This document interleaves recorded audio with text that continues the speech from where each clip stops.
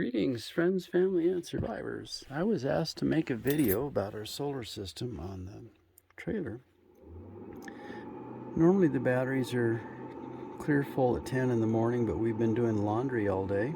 You can hear the inverter fan just kicked on for a second. So the battery's at 98%. It's about 2 o'clock. And I usually leave the radio on for the cat. That's important. So you can see under here, there's one of the SOK batteries. The inverter's over there in the corner. That's the IntelliCharger for lithium ion. It's 14.6 volt charger. So the other SOK battery is in that insulated box. The TriStar charge controller is there. I had one of these breakers fail, a 50 amp on the input side, so I just went ahead and put a 60 amp, since it's 60 amp charge controller. I put a 60 amp fuse there. That's the inverter. It's a reliable 2000 watt. So we run the furnace, and when it's 24 degrees at night, the furnace comes on. I set it for 62 degrees, and it starts coming on about midnight and turns on 4 or 5 times in the middle of the night. When it's down right around freezing, 30, 28, 30 degrees, it just comes on. Well, last night it came on twice, about 1 in the morning, kicked on for the first time. So there's 500 watts, and they're all laying flat still, and they will all tilt, but I just don't need the power. Like I said, normally we are fully charged at 10 in the morning, and we're not fully charged right now because we've been running a water pump and the washing machine all day long. And we run the internet and the router 24/7. I leave my laptop plugged in 24/7 and the radio on most of the time. So let me show you the culvert. We got that done today. So we got 10 yards of rock sitting right here. And our friend brought an excavator over.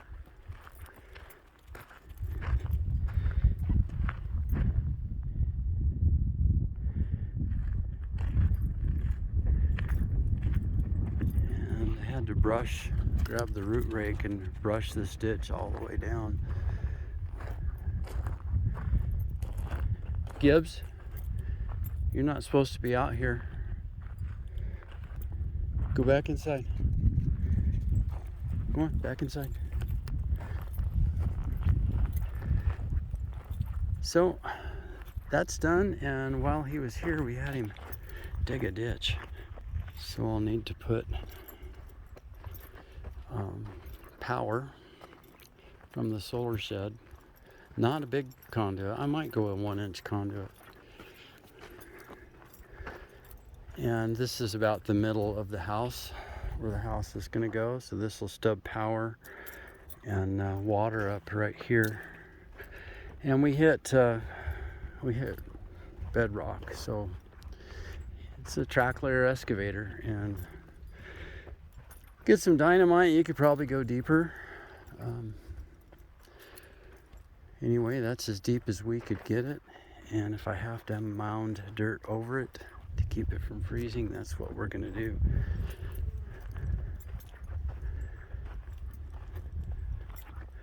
So we've got the prefabbed well house put together yesterday. We're doing laundry today, and the ditch and the culverts. That's why I didn't get the pump installed. And Carol's out here running the washing machine. And so there's a little pump right there on the flatbed coming from the water tote. And so the that solar power system on the trailer has been running this and the water pump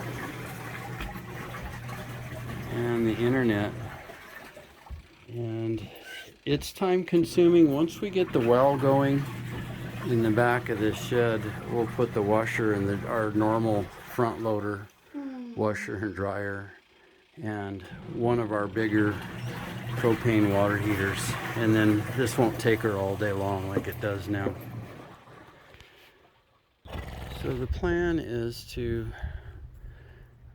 erect this out in the yard, and it has an anchor right there. The anchors into the concrete's into the ground, and the trailer hitch bolts to it, and then it stands up about 43 degrees, and hopefully I'll just be able to run a line, a triplex line overhead from that portable array to this other shed, and mount the one of the FlexMax 60s in there, and for now the reliable inverter, and that'll give me a chance to get the water going, and I'll mount the Magnum inverter and the load center and the other two charge controllers as I get the arrays up and running. But the trailer doesn't need any power.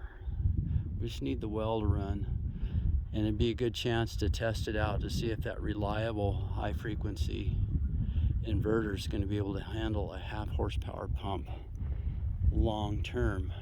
It's questionable because it usually eats the FETs up, MOSFETs, but it's such a light load, and it is a capacitor started 1/2 horsepower pump, so it's not going to be hitting those MOSFETs that hard.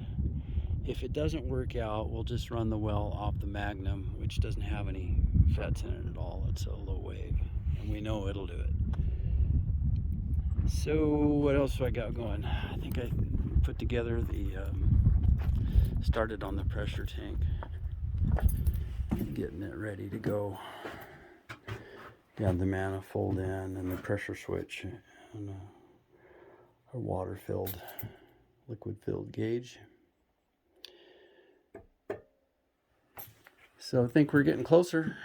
I've got extra concrete for the solar array, and I also have to add 2 roof structures on the side of these sheds, and we were going to concrete those anchors in.